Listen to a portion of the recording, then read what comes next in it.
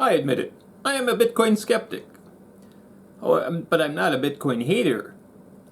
Actually, I tend to think like I kind of have an affinity for the mindset of Bitcoin advocates. I'm not looking to be their enemy. If anything, I'd like to be their friends.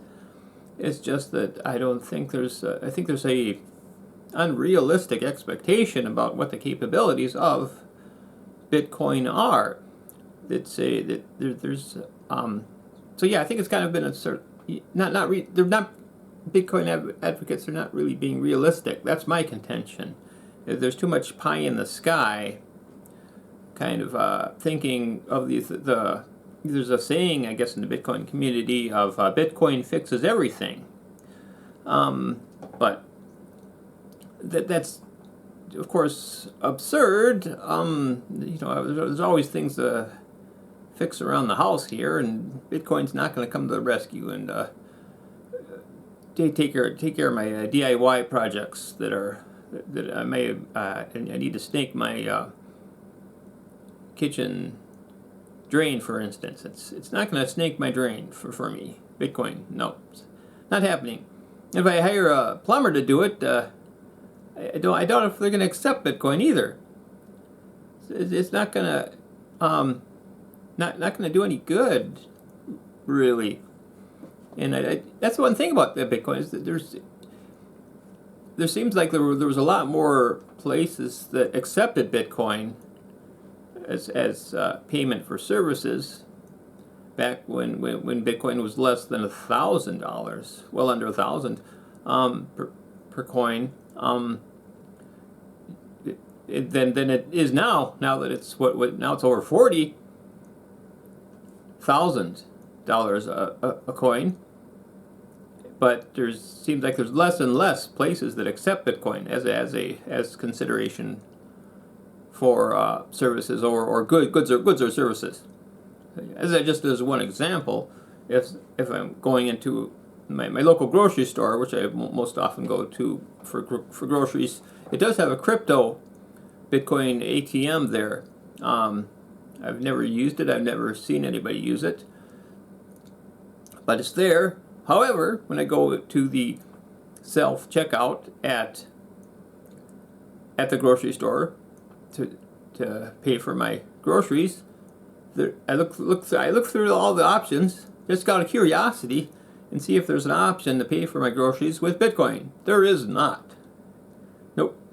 There's no option to pay for the groceries with Bitcoin, even though there's a Bitcoin ATM right there in that same grocery store. So, and then you could go along the line. What about like utilities, like water, natural gas, electric, garbage pickup? None of them are going to accept Bitcoin. Then go look at, and also insurance. Is there any insurance company in the entire United States that accepts Bitcoin as payment? Still, or you could look at rent. I don't think there's any apartment owners that accept Bitcoin. I mean, there might be. I suppose there could be a few outliers. If you look really hard, you might find one. You might find a handful, especially like smaller residential, small apartment buildings accept Bitcoin. But I don't think they're just outliers. There's just a handful that accept Bitcoin as for rent, payment of rent, and you look at in insurance, like your auto insurance, homeowners insurance, health insurance. Who accepts Bitcoin? So what I'm saying is if you want to live at all on the grid, you need dollars here in the United States to pay for your first world on-grid lifestyle, not being homeless, and to keep a roof over your head and maintain even just a modest developed first world lifestyle. It's absolutely necessary to have dollars to pay for those, to maintain, to stay housed and avoid homelessness. The only option to get out of that would be to live completely off grid, really way out in the wilderness. But then you wouldn't even need Bitcoin anyways, would you? Because you'd be living as a living off the land, and you wouldn't need Bitcoin for that either. So how so I'd like to hear a plan from Bitcoin advocates how it's going to help anybody, help the nation break free from the Federal Reserve and the banking system. How is it going to help achieve freedom from that system if you still need dollars to remain housed and maintain a first world, even a modest first world lifestyle? So, like for instance, suppose something like what happened in Canada, where the Freedom Truckers, where their bank accounts were frozen in an act of tyranny by the Canadian government. They froze the Freedom Truckers' bank accounts, and so how would, even then, I think it was a real despicable act what the Canadian government did to did to those protesters just for protesting, for freezing their bank accounts. But even there, I think there could be like a false sense of security, thinking that Bitcoin is somehow going to protect you from that kind of tyranny. It is tyranny, yes, but how is Bitcoin going to even fix that? Because you still got these bills to pay, all these utilities, insurance, rent, mortgage, and if your bank accounts are frozen, how are you going to get you need whatever how do you get the money out of your bank to pay for those services that are necessary to remain housed? Now, you suppose if you had you could try to sell your Bitcoin, but of course you'd have to sell it for dollars, or the Canadian dollars, or if you're in the U.S., if the banks are frozen, your accounts are frozen, then you'd have to sell your Bitcoin for dollars, though, to pay for that. And what would you do with? I mean, where would you put, once you sold it on your Bitcoin on an exchange? Okay, you get dollars. So, I mean, the exchange asks you, well, where are you going to? How do you get your dollars out? I mean, how are you going to instruct the exchange and send your dollars now that you sold your Bitcoin, so that you can pay for your rent, mortgage, utilities, insurance, because they only accept dollars. All your bank accounts are frozen. Now the exchange has your dollars in electronic format. Where are they going to wire it to if all your accounts are frozen? I mean, if their accounts are frozen, it's not going to help to send it to those frozen accounts. So you're stuck. You're still stuck. Bitcoin still didn't fix it, even though you got I mean, you don't have no way to get your money out of the Bitcoin exchange because all your accounts are frozen that handle dollars. So even there, Bitcoin doesn't fix it. And so, yeah, so I think it could be like a false sense of security. That they're thinking that it can somehow protect you from that kind of tyranny that we saw an example of in Canada during the Freedom Truckers protest. And so we just have, I think it's, you need to instead of emphasizing, thinking that somehow that'll be a safety a sanctuary that will help you escape the tyranny. I just don't think that, I don't see how that would happen. There needs to be a plan. If anytime you want to have some kind of movement to achieve an end, you need a realistic step-by-step plan to achieve that end, your goal. And here the goal is to, what is the goal? I think it's achieve and maintain freedom.